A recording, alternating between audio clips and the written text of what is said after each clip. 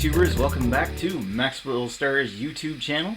I haven't fully decided whether I'm going to put this on Max Star's music channel or the regular Mad Max Star channel that I use to upload all my beer reviews to.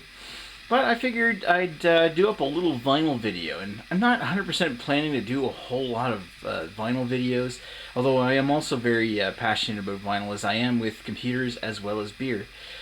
Now, I got participating in a conversation today on the Record Enthusiasts St. John group on Facebook, and we got talking about cleaning materials for your vinyl. Now, I wouldn't call myself a pro at this, and I don't own anything like a Spin Clean or a VPI record washer, but there are a few inexpensive options that are out there for those people who really want to be meticulous about their record collections.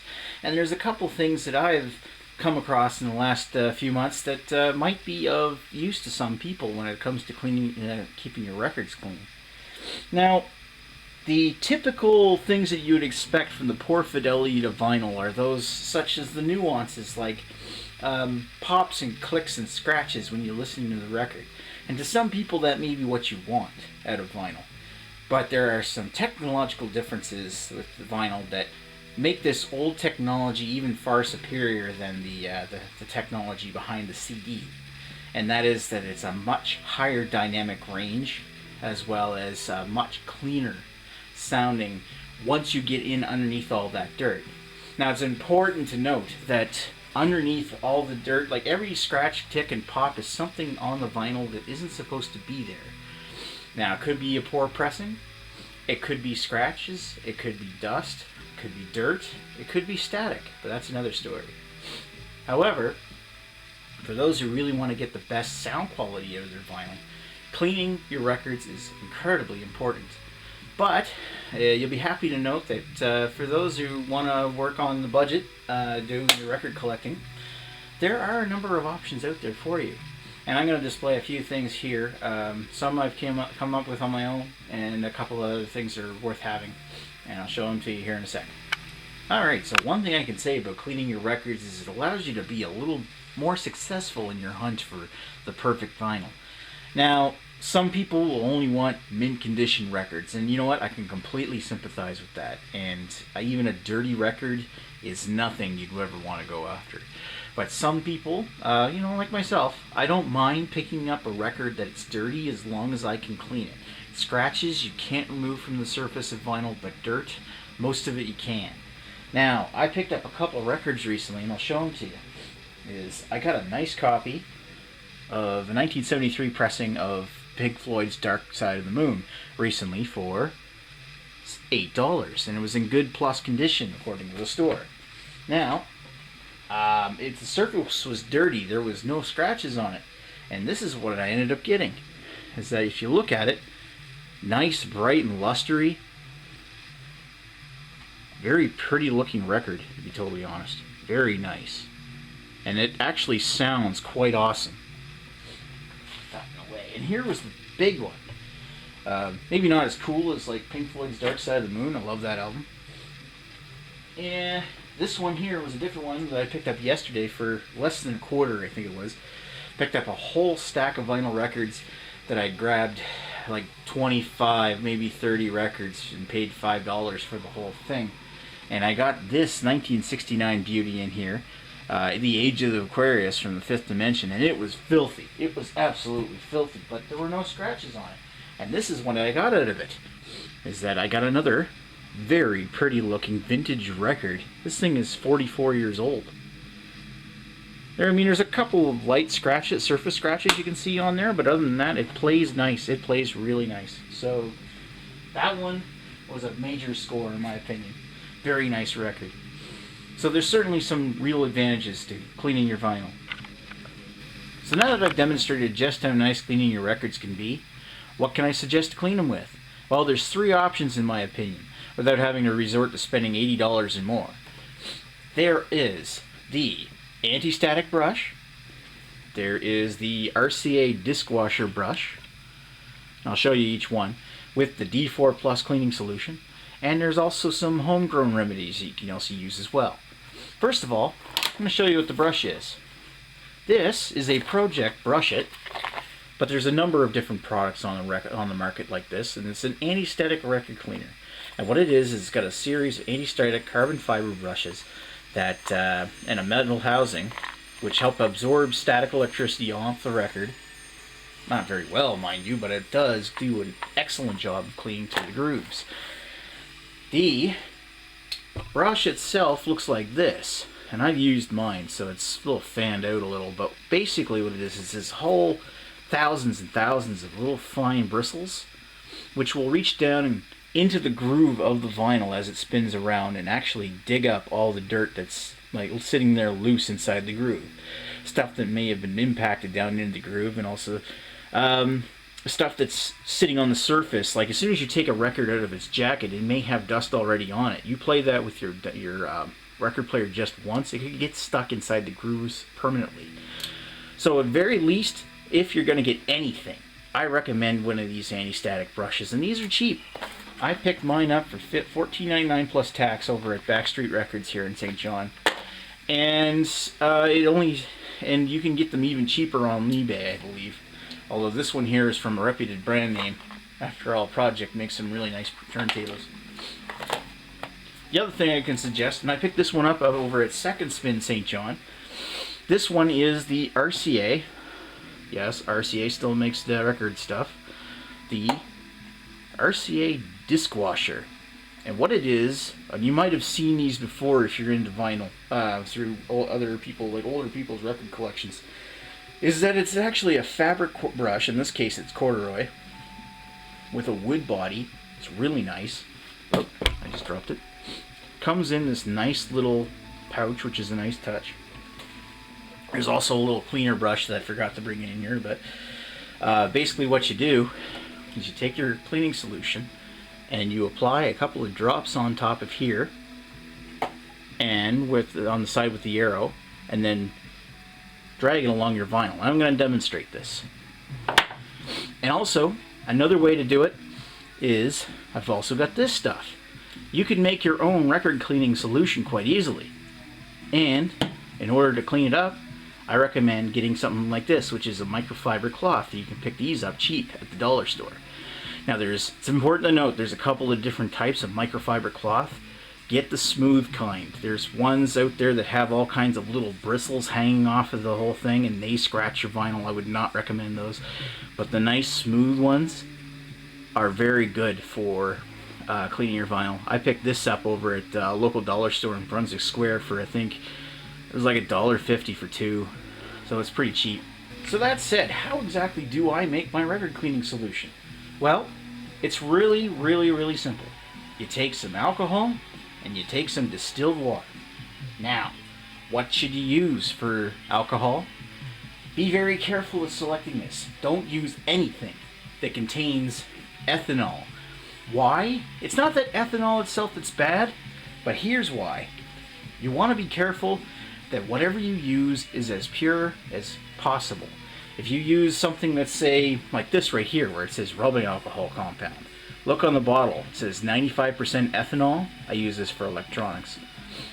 This here is denatured stuff, where basically, in order to get it up to distill it up to the point of 95%, they've added other kinds of chemicals.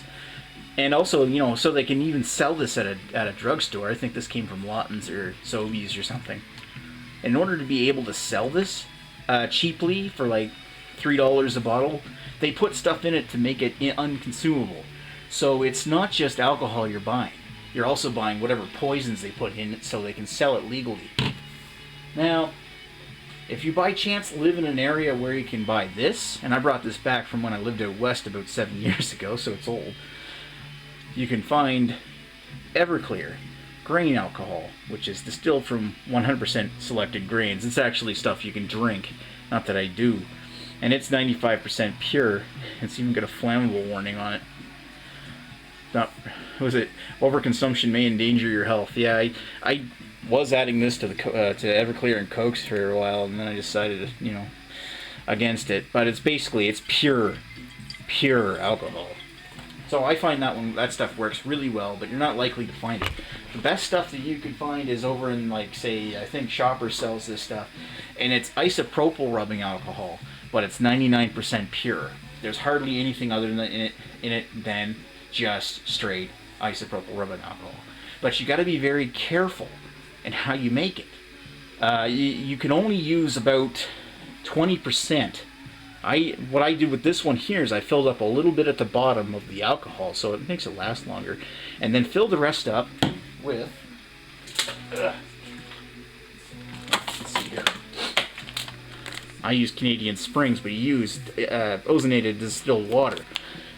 And even with distilled water, you really got to be careful with what you get. Now, distilled water is not too expensive. I think this whole big jug was like $4 or $5. Probably a little too expensive for water, but basically what you're going to do is that it's not going to taste very good, but you want to taste it first, and if it tastes bad, it's fine.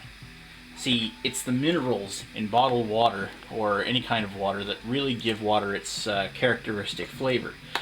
But if you use distilled water that's pure as pure, it's going to taste like crap. So that's when you know it's actually good. Strange, I know. Now, there's some people out there that will recommend you adding a drop of soap to this mix. I am not a fan of that. I tried adding a drop of this stuff here, Sunlight Pure Elements, which is supposed to be really, really, really pure. Like, look at that, you can see through this stuff quite well. Really pure dish soap, which is what a lot of people recommend, and I find that it actually introduced a lot of surface noise, so I would recommend against that. Alright, so now that I've shown you all this stuff, just exactly how you do it, well, it's quite simple, really. Let's take a look at this record right here. This is a copy of Saga's debut album from 1978, I think. Yes, 1978 Polydor. And it's actually a pretty decent album for Canadian prog music. Let's take the cover off of this thing. One thing I will tell you is that it's not cleaned. This is one I've had for a while, but I've hardly ever listened to it. And you can see it's got crud on it. I mean, it's nice and lustery and everything, but it's got dust. You can see a spot right there. It's got ticks and pops and everything. It's got dust all over it. So I looked at it. I was going to try a different record, but I decided this one was actually a really decent record to start with. So what do? Let's take a look here. This is my old turntable. I'm going to give away this table away as a gift in the near future, but I was just in the middle of tidying it up. It's actually been a really reliable turntable for me. Let's turn it on here. I'm going to put the cueing arm up, give it a roll spin. Now I've got it spinning. I'm going to take my project brush. Now this should be noted that this project brush right here has got a little edge on the inside of the handle, and it will actually flick the bristles. So that if you've got dust on the edges of the bristles from a previous record clean, it'll actually flip it off and deposit it somewhere else, hopefully not back on the record. So what we do is we take this right here and just glide it along the record. And you want to leave it there for a bit. You're going to leave it there for 3 or 4 rotations. And then you're gradually going to bring it into the center. And then you're going to slide it down like this off the surface of the record. Now, I'm not going to do that just yet because I want to demonstrate something. Turn the record off here. And you'll see that, as maybe you didn't see it on camera, but I'm pretty sure you'll see it now. You see that row? That's all crud that was sitting inside the grooves of the record or on the surface. You're cleaning that off of your records. So, let's finish the job here.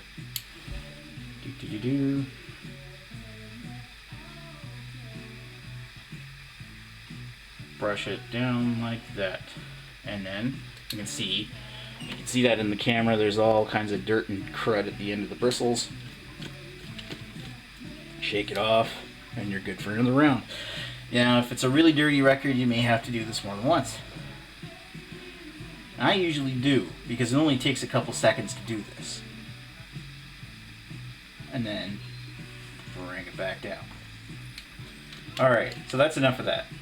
So the really serious stuff, and what should I show first? Now let's show the D4.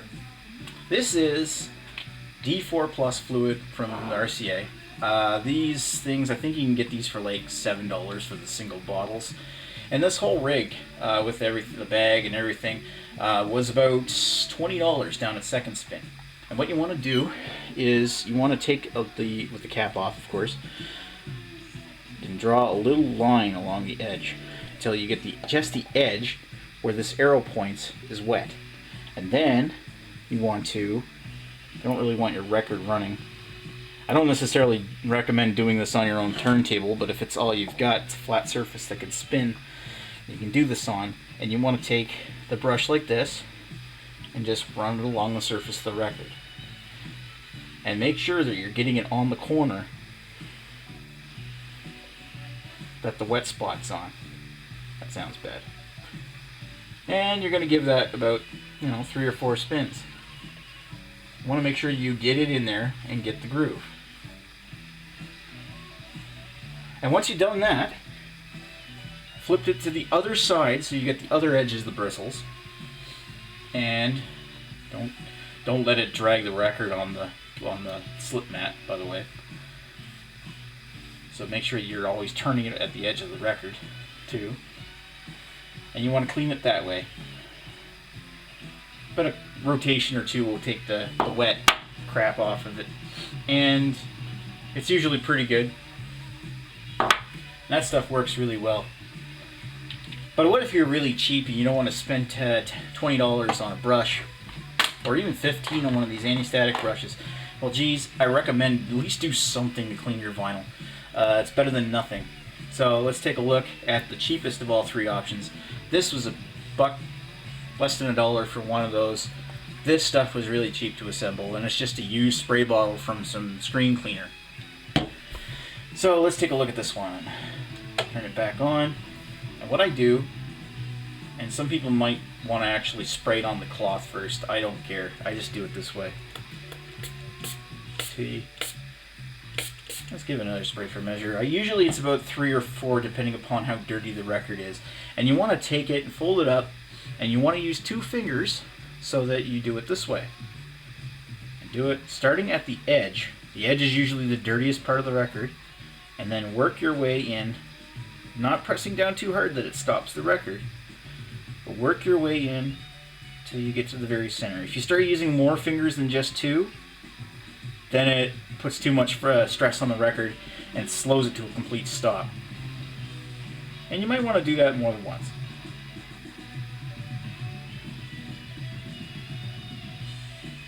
There we go. And there, that looks good. And, if you're finicky, you might want to dry it off too. But because this is rubbing alcohol and distilled water, it's going to dry off really quickly. So let's stop the record and take a look and see what we got for our results. Look at that. This looks pretty.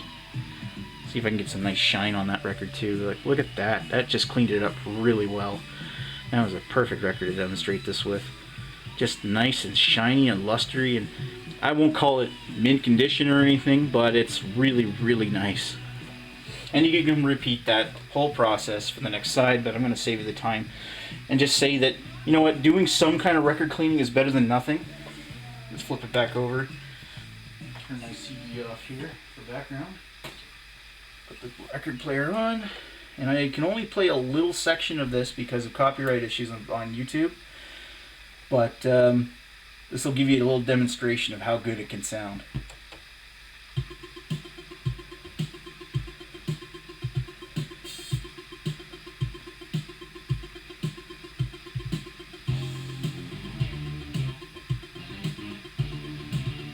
And that's probably enough. For one final word, I might as well mention, how often should you clean your vinyl?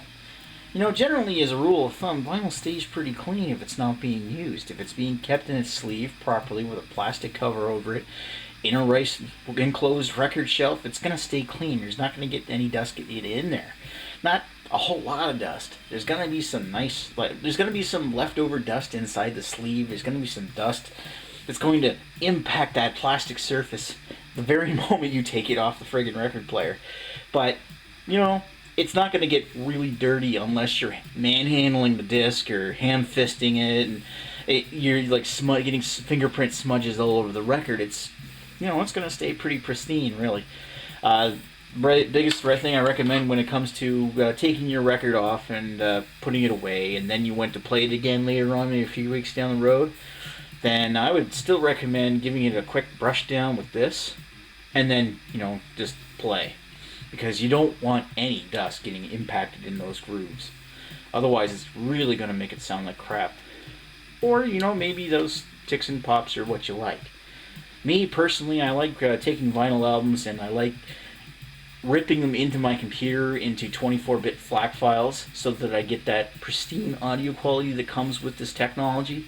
I mean, basically with a good enough cartridge and a good enough turntable and a good enough recording system, the recording frequencies, the output frequencies of a vinyl record is infinite. It's not like it's not like a 24-bit sound depth. It's not going to be like 9600 kilohertz recording, or same as CD quality 44. I mean, in some cases it will be.